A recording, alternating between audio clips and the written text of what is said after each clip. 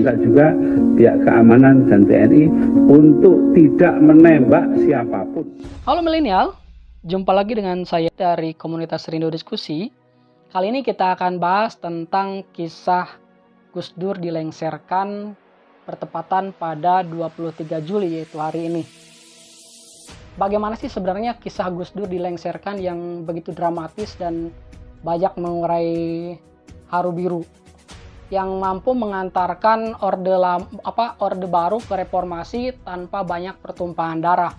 Dan ini adalah prestasi besar bagaimana Gus Dur mampu melakukan transisi demokrasi. Kita bisa bayangkan di Mesir atau di Suriah misalnya atau di negara-negara lain, setiap transisi kekuasaan pasti selalu ditandai dengan kekerasan. Yang kedua, dalam rangka mengamankan situasi politik nasional, Gus Dur merangkul kekuatan lama yaitu Orde Baru dan kekuatan baru yaitu reformasi masuk dalam satu kabinet bersama yang sangat gemuk.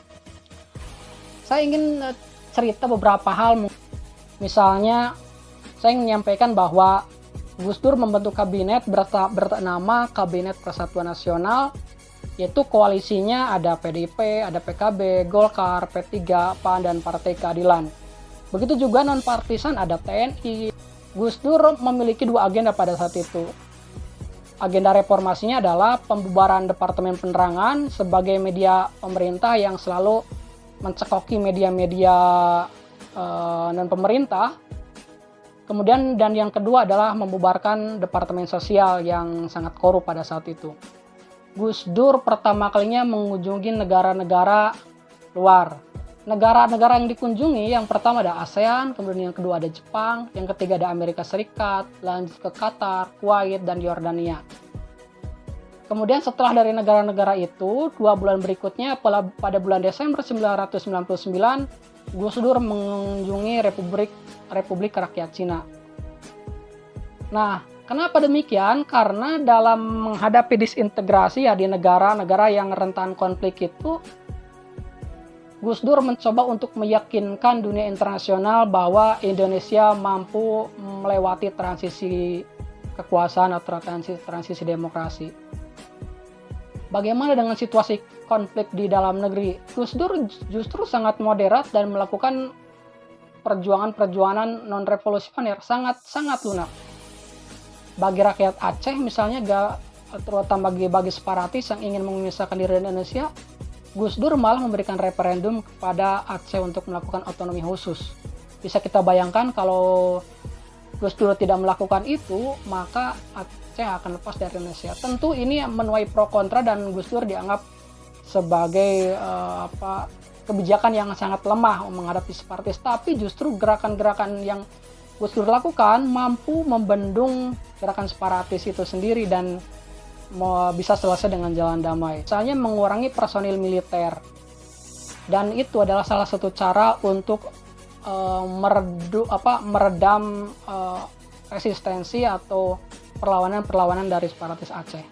Gus Dur juga mengunjungi Papua yang sedang berkecamuk konflik, yang juga akan rentan juga untuk memisahkan diri dari Indonesia. Apa yang Gus Dur lakukan? Gus Dur meyakinkan rakyat Papua bahwa nama Papua adalah nama yang pantas untuk mengganti Irian Jaya. Gus Dur juga lanjut melakukan kunjungan pada Swiss untuk menghadiri Forum Ekonomi Dunia. Kemudian Gus Dur juga pergi ke Arab Saudi pasca dari Swiss sambil pulang. Pada bulan Februari, Gus Dur berangkat kembali ke luar negeri, yaitu ke Eropa. Misalnya ke Inggris, ke Prancis, ke Belanda, Jerman, dan Italia. Setelah itu pulang, Gus Dur juga mengunjungi India, Korea Selatan, Thailand, dan Brunei Darussalam. 1 bulan berikutnya, pada bulan Maret, Gus Dur juga mengunjungi Timor Leste. Tidak hanya itu, Gus Dur juga pada bulan April mengunjungi Afrika Selatan untuk menuju Kuba menghadiri pertemuan G7. Kemudian pulangnya Gus Dur sambil lewat ke Meksiko dan Hong Kong. 2 bulan berikutnya pada bulan Juni, Gus Dur juga mengunjungi Amerika, Jepang, Prancis, Iran, Pakistan, dan Mesir sebagai bagian dari kekuatan negara yang bisa menyokong demokrasi di Indonesia yang masih sangat mudah untuk dirobohkan. Pasca Gus Dur pulang dari Eropa, Gus Dur meminta Wiranto untuk mengundurkan diri dari jabatannya sebagai Menko Polhukam. Kenapa? Karena Gus Dur melihat Wiranto itu adalah penghalang agenda reformasi militer. Kemudian juga masih terkait dengan ada indikasi dugaan pelanggaran HAM di Timur Timur. Nah, apa yang dilakukan oleh Wiranto ketika Gus Dur pulang ke Jakarta? Wiranto berhasil meyakinkan Gus Dur untuk tidak menggantikan posisinya. Dan Gus Dur kembali kepada pendirian awal untuk memecat Wiranto. Pada tahun 2000 di bulan April, Gus Dur pun memecat Menteri Perindustrian dan Perdagangan yaitu Yusuf Kala. Kemudian juga memecat Menteri BUMN yaitu Laksamana Soekardi. Otomatis pemecatan Laksamana Soekardi ini juga turut merenggangkan hubungannya dengan Golkar dan PDI Perjuangan. Resiko-resiko ini juga dihadapi Gus Dur. Dia memposisikan tidak hanya sebagai seorang politisi, tapi juga sebagai seorang negarawan. Pada bulan Mei, pemerintah menandatangani nota kesepahaman dengan GAM. Apalagi yang bikin heboh? Gus Dur juga berani untuk membuat arus baru yang mengusulkan TAP MPRS nomor XXIX-MPR-1966 yang melarang Marxisme-Leninisme dicabut. Ini juga yang sangat-sangat heboh. Gus Dur berusaha membuka hubungan diplomatik dengan Israel sehingga membuat marah banyak umat Islam. Dalam perspektif Gus Dur, melakukan konfrontasi atau melakukan dialog itu kan harus dibuka dengan hubungan diplomatik. Tapi ini lagi-lagi melawan arus terhadap isu umum di Indonesia yang istilahnya itu sangat anti terhadap Israel. Gus Dur menjadi tokoh pertama yang berhasil mereformasi militer dan mengeluarkan militer dari ruang sosial dan politik. Militer tidak boleh berpolitik, militer harus netral dan tidak berpihak pada salah satu faksi politik. Dalam reformasi militer, Gus Dur menemukan sesuatu, yaitu ada namanya Agus Wirahadikusuma menjadi Panglima Kostrad pada bulan Maret. Agus ini mulai membuka skandal yang melibatkan Dharma Putra, yaitu yayasan yang punya hubungan dengan Kostrad. Kemudian melalui Megawati, anggota TNI mulai menekan Agus Dur untuk mencopot jabatan Agus. Gus Dur mengikuti tekanan tersebut, tapi berencana menunjuk Agus Dur sebagai Kepala Staf Angkatan Darat. Maka petinggi TNI merespon dengan mengancam untuk pensiun, sehingga Gus Dur kembali untuk menuruti tekanan tersebut. Situasi ini semakin memburuk ketika teman-teman masih ingat ada Laskar Jihad yang tiba di Maluku dan membantu orang Muslim untuk berkonflik dengan Kristen. Ini juga luka-luka lama yang bersifat rasial yang terjadi di Maluku, dan Gus Dur meminta TNI untuk menghentikan Laskar Jihad tersebut dengan alasan bahwa konfrontasi itu tidak akan menyelesaikan permasalahan SARA. Permasalahan SARA tidak harus diselesaikan dengan persoalan SARA kembali. Tapi apa daya, Laskar Jihad tersebut tetap berhasil sampai ke Maluku. Situasi semakin buruk karena pada tahun 2000 muncul skandal Bulogate dan Brunei Gate. Dan ini adalah salah satu isu atau salah satu permasalahan yang kemudian menjatuhkan Gus Dur pada tanggal 23 Juli. Bulog melaporkan ada $4 juta menghilang dari persediaan kas. Bahkan tukang pijat pribadi Gus Dur mengklaim bahwa ia dikirim Gus Dur ke Bulog untuk mengambil uang. Meskipun uangnya dikembalikan, tapi musuhnya menuduh Gus Dur terlibat dalam skandal ini. Gus Dur dituduh menyimpan uang $2 juta untuk Gus Dur sendiri, dan itu merupakan sumbangan dari Sultan Brunei untuk membantu Aceh pada Gus Dur. Tapi Gus Dur tidak bisa mempertanggungjawabkan dana tersebut, sehingga dana ini disebut dengan skandal Bulogate. Silakan teman-teman yang ingin tahu tentang skandal Brunei Gate dan Bulogate bisa googling atau cari di referensi yang lain. ini tidak terbukti di pengadilan tuduhan terhadap Gus Dur ini, tapi lagi-lagi ini adalah lari ke menjadi persoalan politik. Sehingga ketika ada sidang MPR tahun 2000, Megawati, Akbar Tanjung, dan Amin Rais masih mendukung, masih mendukung ya, meskipun terjadi beberapa dinamika seperti di atas. Pada sidang umum, pidato Gus Dur diterima oleh mayoritas MPR. Gus Dur kemudian menyampaikan bahwa dia memiliki kelemahan sebagai pemimpin dan akan mewakilkan beberapa tugasnya pada yang lain. Anggota MPR setuju dan usul agar Megawati menerima tugas itu. Pada September 2020, Gus Dur menyatakan darurat militer di Maluku karena situasinya semakin buruk. Kemudian masalah di Papua juga semakin mencuat dengan munculnya Bintang Kejora. Karena itu maka Gus Dur boleh Bintang Kejora berkibar asal di bawah bendera merah putih.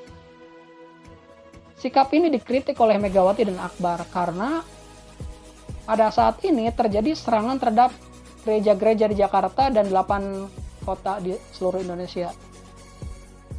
Pada akhir 2000, kemudian banyak elit politik yang kecewa dengan Gus Dur. Misalnya, pada akhir November ada 151 anggota DPR menandatangani petisi yang meminta pemakzulan Gus Dur. Pada Januari 2001, Gus Dur mengumumkan bahwa Imlek adalah hari libur opsional. Dan inilah yang membuat Gus Dur dijuluki sebagai Bapak Tionghoa Indonesia.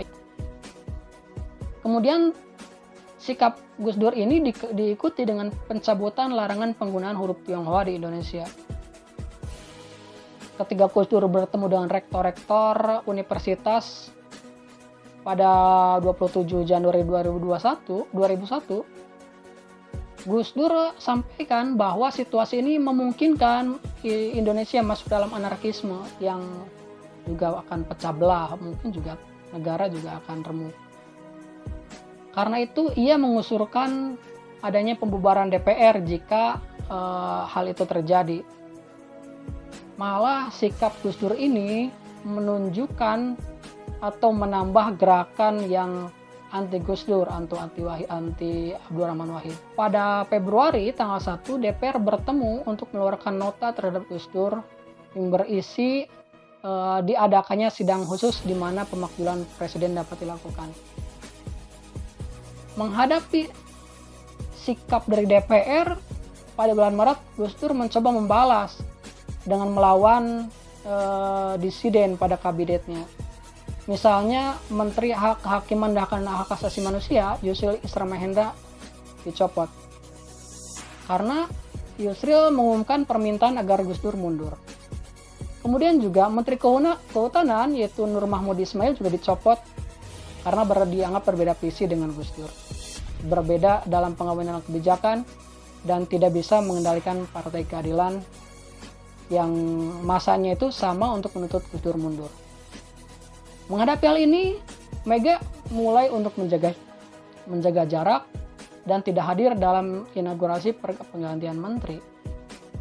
Sehingga pada 30 April, DPR mengeluarkan nota kedua dan meminta diadakannya sidang istimewa pada 1 Agustus. Atas kecamuk situasi ini, maka Gus Dur mulai putus asa dan meminta Menko Polhukam yaitu SBY untuk menyatakan keadaan darurat. Apa yang dilakukan SBY? SBY menolak dan Gus Dur menghentikan dari jabatannya beserta 4 menteri lain pada 1 Juli. Situasi semakin tidak kondusif ini membuat TNI menurunkan 40.000 tentara di Jakarta dan juga menurunkan tank yang menuju ke arah Istana Negara sebagai bentuk menunjukkan kekuatan. Atas sikap itu, Gus Dur mengumumkan pemberlakuan dekret yang berisi 3 hal. Yang pertama, pembubaran MPR-DPR. Yang kedua, mengembalikan kedaulatan ke tangan rakyat dan mempercepat pemilu. Dan yang ketiga, membekukan Golkar. Namun, dekret tersebut tidak memperoleh dukungan dan pada 23 Juli, MPR secara resmi memakzulkan Gus Dur dan menggantikan dengan Megawati Soekarno Putri. Gus Dur bersikap menolak Karena dalam pemikiran Gus Dur dia sedang membela kebenaran. Tapi masa di grassroots itu semakin tidak kondusif, pasukan anti Gus Dur dan pasukan pro Gus Dur itu sudah siap untuk ke Jakarta. Jika hal ini terjadi, maka Indonesia akan chaos. Yang dilakukan Gus Dur adalah dia untuk menghindari chaos itu dan meletakkan jabatan presiden. Mungkin ini ya yang dalam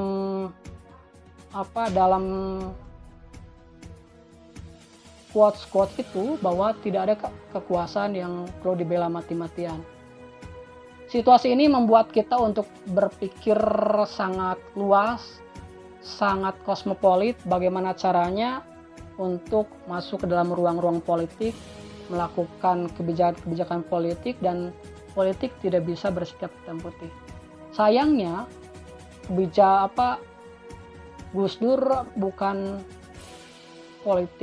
politisi ansih, tapi Gus Dur adalah negarawan. Gus Dur adalah guru. Sehingga dia tidak banyak menghiraukan perbedaan politik, perbedaan faksi, perbedaan konflik of interest. Dan lebih parahnya lagi, Gus Dur bertarung dalam tanda kutip seorang diri. Era sekarang itu adalah era jaringan, dan Gus Dur dalam situasi ini memiliki kelemahan terbesar. Gus Dur berani untuk berhadapan-hadapan dengan DPR, dengan MPR, dengan TNI, dengan beberapa parpol dan lain hal. Dan kita semua tahu bahwa terlepas dari pro dan kontra, pada era itu Gus Dur telah memberikan pengorbanan besar untuk mempertahankan NKRI, menyelamatkan agenda reformasi, dan Gus Dur memberikan pendidikan yang mahal harganya dan tidak bisa untuk ditukar dengan apapun, yaitu bahwa kekuasaan politik itu tidak perlu untuk dibela mati-matian. Itu saja sesi kali ini. Terima kasih atas perhatiannya. Mohon maaf atas kekurangannya. Jika channel ini penting, menarik, dan bermanfaat, silakan like, komen, dan subscribe. Bye-bye.